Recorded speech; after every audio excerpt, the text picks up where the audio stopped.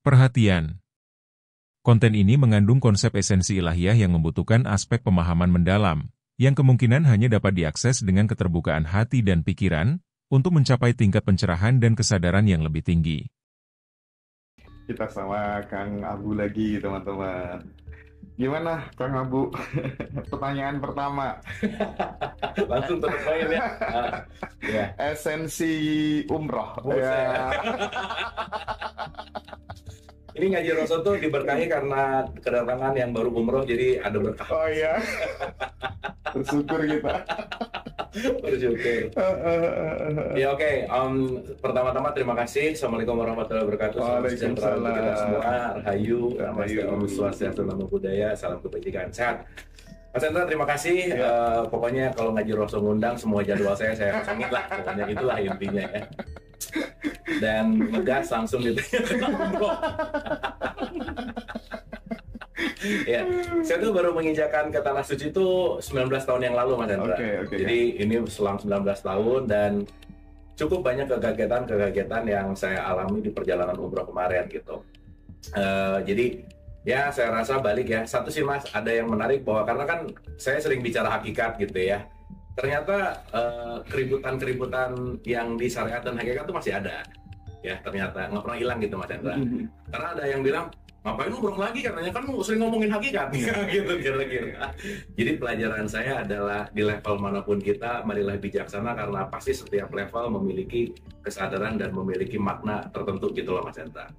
Jadi bukan berarti ketika bicara hakikat juga ya kita ngomong umroh nggak penting atau haji nggak perlu, kan kayak gitu juga gitu ya. Karena pada dasarnya semua juga sesuai dengan standar kesadarannya masing-masing gitu. Nah, cuman ada satu hal yang paling mind blowing yang saya pengen ceritain gitu, Mas Hendra.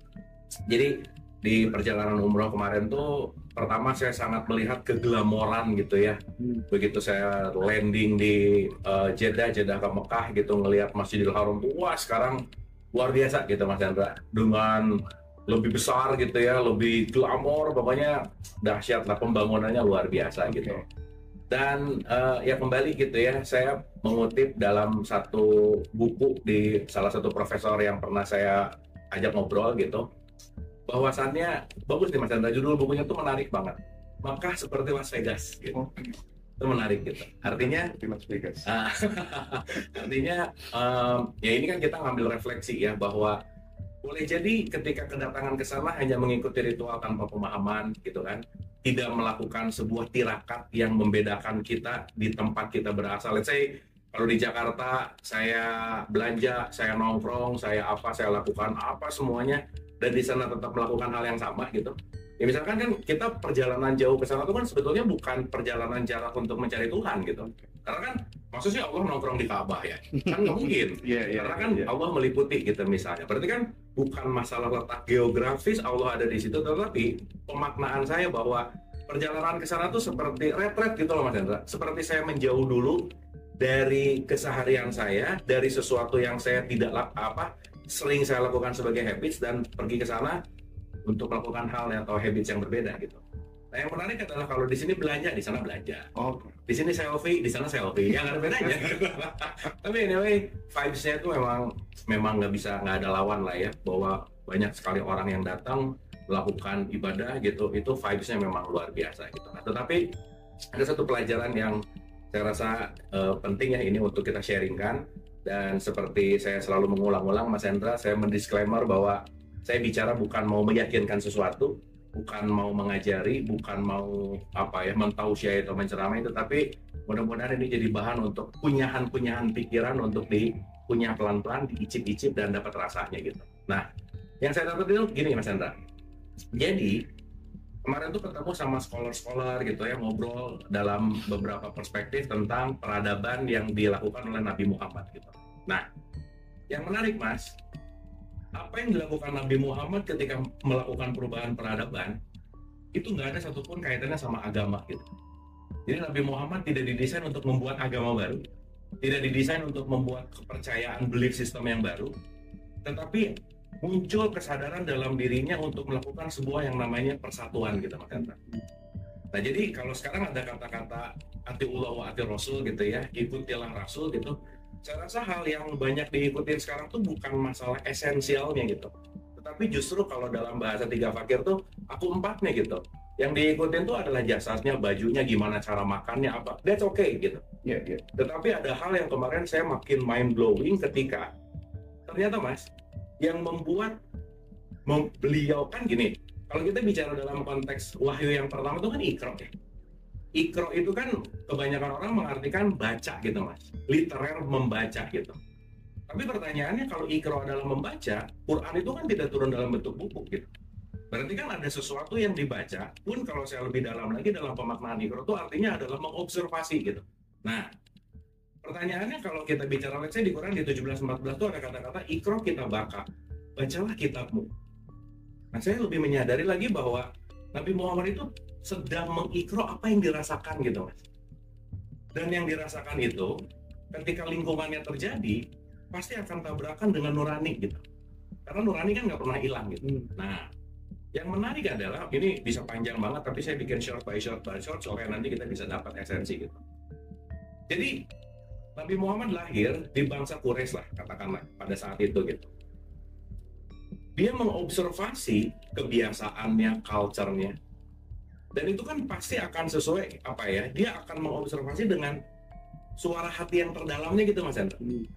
Artinya apa? Banyak kegelisahan-kegelisahan yang dirasakan oleh Nabi Muhammad pada saat itu. Dan ini yang jadi pesan penting adalah sadarilah bahwa ketika kita mendapatkan kegelisahan adalah pintu masuk menuju kepada petunjuk. Karena begitu kita gelisah, kita lagi dibawa kepada ayat nyata yang beneran lagi dirasain. Dan saya rasa kegelisahan-kegelisahan itu yang terus membuat kita bisa jalan satu step menuju kepada pencerahan baru, satu step menuju kepada pencerahan baru. Dan saya rasa nggak bisa lepas dari apa yang dirasain gitu. Nah jadi yang menarik adalah satu Mas, yang membuat dia gelisah ada tiga fakta, bukan fakta lah ya, ada tiga perspektif lah. Yang pertama tuh moral, yang kedua spiritual, dan yang ketiga itu sosial. Jadi ini nggak ada kaitannya sama agama, nggak ada gitu. Nah, yang paling mind blowing Mas, yang pada saat itu seorang Ahmad bin Abdullah merasakan kekhawatiran adalah ketika dia melihat di society-nya, di lingkungannya, itu kaitannya sama perempuan. Bahwa perempuan pada saat itu tidak dianggap manusia, diperjualbelikan, jadi budak. Dan bahkan saya pernah ngobrol sama ahli kajian gender Islam gitu. Ada satu statement gini Mas, kalau perempuan tuh penting ibadah nggak? Sampai keluar pertanyaan kalau perempuan penting ibadah artinya apa? Ngapain perempuan ibadah, kan bukan manusia gitu. Artinya apa?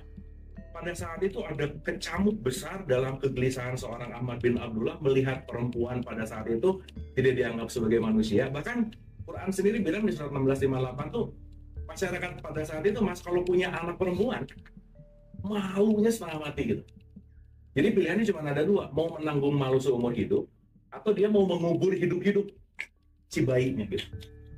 Kan itu nggak manusiawi gitulah kira-kira. Tidak ada humanisnya gitu di situ. Nah jadi saya lebih menyadari lagi bahwa ternyata pemanggilan sebuah enlightenment seorang Nabi Muhammad ini kaitannya ternyata sama kemanusiaan gitu.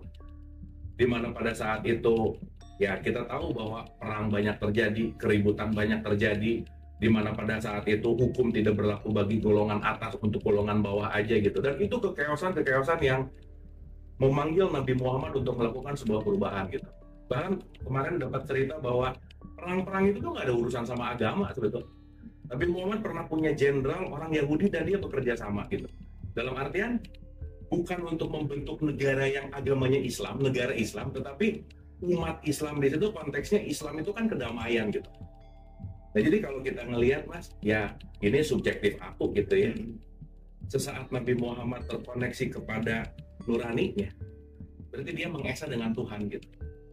Sehingga kemanusiaannya muncul. Sehingga kesadaran ingin mempersatukan itu terjadi gitu. Terus saya jadi mikir Mas, ini kita kan udah punya ketuhanan yang Maha Esa, kemanusiaan yang adil dan beradab, dan persatuan gitu.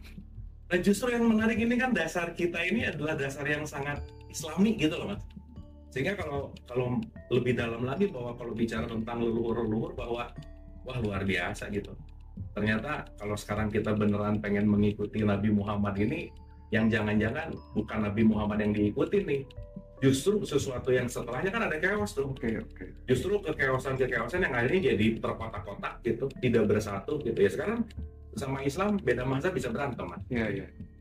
Mazhab beda kitab bisa berantem juga gitu. Yang akhirnya boleh jadi kita sudah melupakan dan sangat turun gitu ya kalau kita ngomongin resolusinya dari apa sih misi seorang Ahmad bin Abdullah Nabi Muhammad ini dalam konteks yang namanya tauhid gitu, bahwa tauhid itu adalah melakukan persatuan dalam kemanusiaan gitu.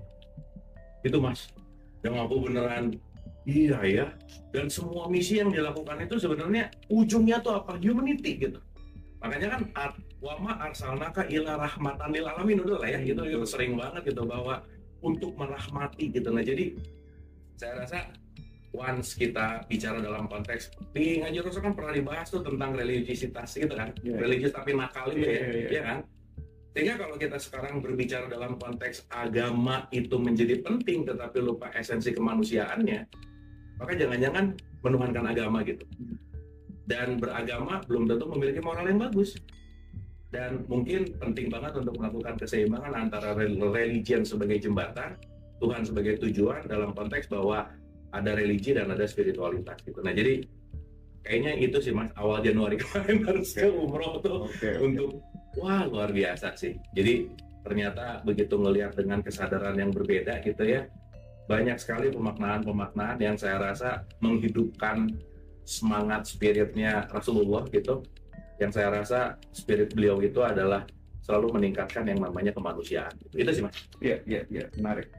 Kalau dengar Kang Abu ngomong malas nanya.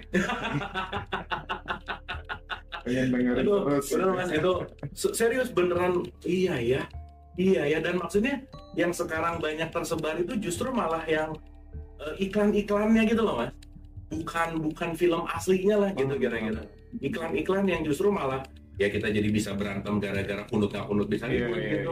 Gerakan ini dan gerakan itu beda bisa berantem. Padahal kan aduh betapa mulianya beliau mengangkat derajat perempuan misalnya, saling menghormati untuk melepaskan di situ konteks di mana gak usah perang deh, kita islah, kita beneran bisa berdamai gitu Mas. Yang akhirnya sekarang kan jadi terkotak-kotakan yang melihat identitas gitu kan, sayang banget gitu Mas. Dari penjelasan Kang Abu itu menjadi jelas bahwa ternyata kalau ngomong soal humanis, lebih humanisan orang Indonesia dibandingkan orang Arab zaman itu dulu. Iya. Artinya bahwa kita kemudian memahami bahwa sebenarnya kan kalau kita lihat secara biografinya Nabi Muhammad, perjuangannya itu kan sangat luar biasa. Tapi sekarang mulai disalahpahami gitu. Nah, terkait dengan esensi umroh lagi kan, kalau di sana dirasakan gimana sih dari orang pemerintahan Arab Saudi sendiri kira-kira ini lebih pada ke perputaran roda ekonomi aja atau kemudian memang benar-benar mereka membangun nuansa spiritualitas yang gimana itu? Ya sekarang tuh SAI bisa pakai mobil golf Mas dan bayar. Terjawab lah ya. Terjawab, udah simpelnya gitu aja. Tapi ya kita nggak bisa memungkiri bahwa kenapa tempat-tempat suci diperebutkan karena ada esensi ekonomi di belakang. Mau nggak mau Mas, mau nggak mau. Sekarang kayak pemerintah Arab mungkin kalau kita ngelihat ya balik lagi ya, membuka tempat-tempat yang sekarang lebih bisa dikunjungi gitu. Aku tuh kemarin baru pertama kali dari 4 jam dari Madinah itu ada yang namanya Al-Ula, dan Al-Ula ini dibuka untuk internasional gitu ya. Jadi ada direct flight dari mana-mana dan itu dibikin tempat wisata keren banget gitu Mas. Yang akhirnya ya saya melihat bahwa kalau kita bicara ya mau nggak mau, suka nggak suka, dimanapun konteks mau melakukan umroh dan haji, mau nggak mau ada uang di situ gitu, ada perputaran roda ekonomi di situ gitu. Dan ya balik lagi itu sangat membantu perputaran roda ekonomi mereka kan gitu. Dan mereka kan sadar bahwa minyak ini kan pasti akan habis gitu. Betul. Tapi tamu Allah tidak akan pernah habis. Betul. Nah di situ terjadi paradoks sih memang bahwa itu tadi ya, ketika kita melihat ada semuanya, karena gini Mas, apapun ya, aku bicara apapun apapun konteks, mau kita bicara dalam pengetahuan, mau kita bicara dalam agama, mau kita bicara dalam pekerjaan apapun, inti dari manusia itu kan cuma satu, Mas, survival. Itu tuh semua hanya melakukan survival, apapun itu metodenya gitu. Nah jadi ya balik gitu ya, pun kalau kesana dengan kesadaran kita akan mengambil pemaknaan iya. Kesana hanya ikut-ikutan, ya udah, seenggaknya kalau haji juga dapat gelar lumayan lah gitu. Pun ada dengan isme, kalau misalnya korupsi dan kesana terus dihapuskan dosa, ya udah juga gitu misalnya. Itu kan kembali kepada perspektif pemaknaannya masing-masing gitu ya. Tapi poin of view-nya kalau kembali ke pertanyaan Mas Hendra tentang perputaran roda ekonomi, saya bisa bilang bahwa itu sangat membantu perputaran roda ekonomi mereka gitu. Karena mau nggak mau hotel tambah banyak, rate-nya juga makin mahal gitu ya. Dalam konteks perputaran di situ secara apa semua, mau makanan kayak parfum kayak apa semua gitu Mas. Itu kan sangat membantu gitu. Nah jadi saya rasa ya kembali gitu ya, salah satu mungkin kalau kita bicara dalam konteks ekonomi, kegiatan itu juga yang namanya umroh dan haji sangat membantu roda perekonomian mereka. Gitu sih. Dapat. Nah, sekarang Kang Abu, ini kan katanya kita masuk ke zaman Aquarius, banyak orang bicara soal itu gitu ya. Tiba-tiba muncul secara bersamaan, secara kompak begitu. Abu Marlo, terus Saiful Karim. Oh, yang aneh-aneh gitu maksudnya? Zainuddin Faiz, ya kan? Mas Faiz kan? Terus kemudian Dr. Liu Hasan.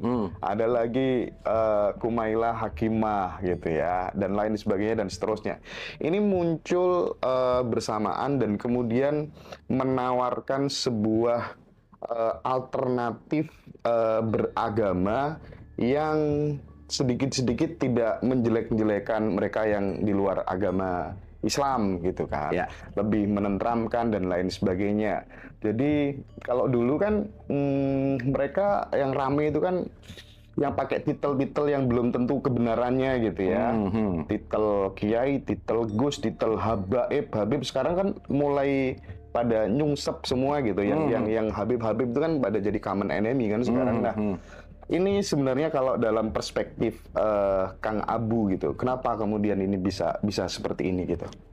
Karena mungkin kita menyediakan lahan untuk netizen nyinyir aja sih.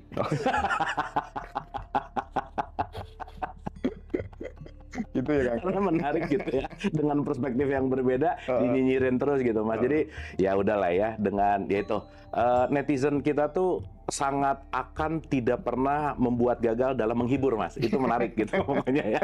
Komentar netizen tuh menarik gitu. Dan saya thanks kepada apapun itu gitu. Karena ya kembali bahwa konteksnya adalah pembelajaran gitu. Nah, cuman saya mau melihat sejujurnya Mas, aku tidak mempelajari tentang Aquarius itu gitu ya, Pisces lah apa itu, aku sangat nggak tahu tentang itu gitu. Jadi aku akan memilih menjawab dan merespon sesuatu yang aku tahu gitu. Karena kalau aku nggak tahu, aku akan bilang aku nggak tahu gitu. Nah, tapi kalau kita mau melihat dalam konteks ini, menurut saya adalah ini adanya signifikansi perubahan sosial media, signifikansi perubahan percepatan yang namanya informasi, Mas.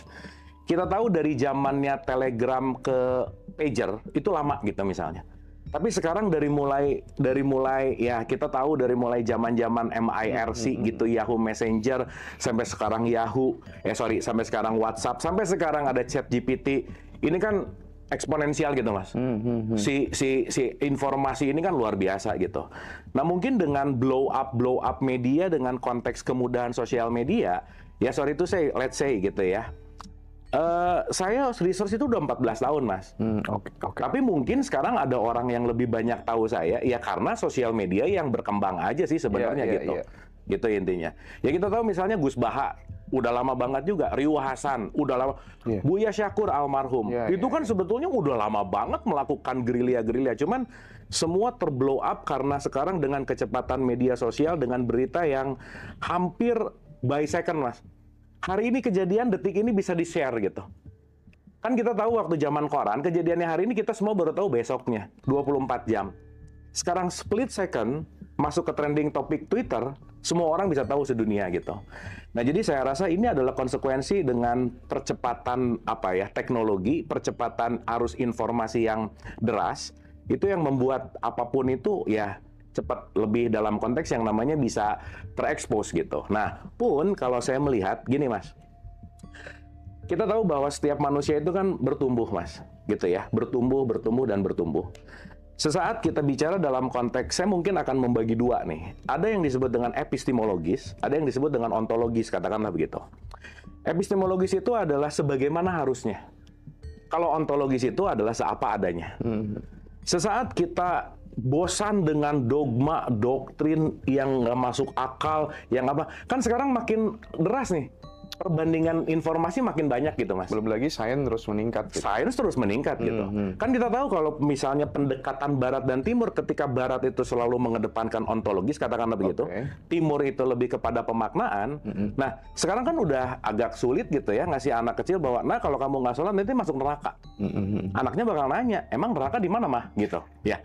Zaman kita mungkin enggak, Mas. Kenapa? Karena tidak ada pembanding informasi yang dalam tanda petik arus deras informasinya nggak terlalu banyak gitu. Justru yang menarik adalah sekarang dengan overload information, kebanyakan informasi, yang paling penting adalah filterisasinya gitu. Nah, jadi kalau kembali ke pertanyaan Mas Hendra, saya nggak melihat dari sisi zaman atau apa gitu ya, akuarian atau apa dan lain-lain, tapi saya rasa dengan masuknya teknologi dengan sumber informasi yang makin deras, dan ini masih banyak loh, Mas, orang-orang yang nggak ketahuan, belum ketahuan gitu. Betul. Gitu. Nah kan Ngaji Roso kan tukang ngumpulin orang-orang nggak jelas ya. Dan Mas Hendra yang lainnya kan pasti akan terjadi juga gitu. Nanti di reaction sama orang thumbnailnya Ngaji Roso ngumpulin orang nggak jelas gitu kan rata-rata gitu ya. Gitu, Mas, dan other taste gitu ya, kalau saya bicara dalam konteks dengan pemahaman pemikiran yang berbeda, karena kembali gitu ya, kalau kita bicara dalam konteks, kalau kita jadi otentik, Mas, kita dicari kok. Oke. Pasti, Mas. Kenapa? Karena yang dicari itu beda gitu, bukan yang lebih baik gitu. Karena begitu kita otentik, berarti kita beneran secara subjektif memberikan warna kepada sesuatu yang belum ada gitu.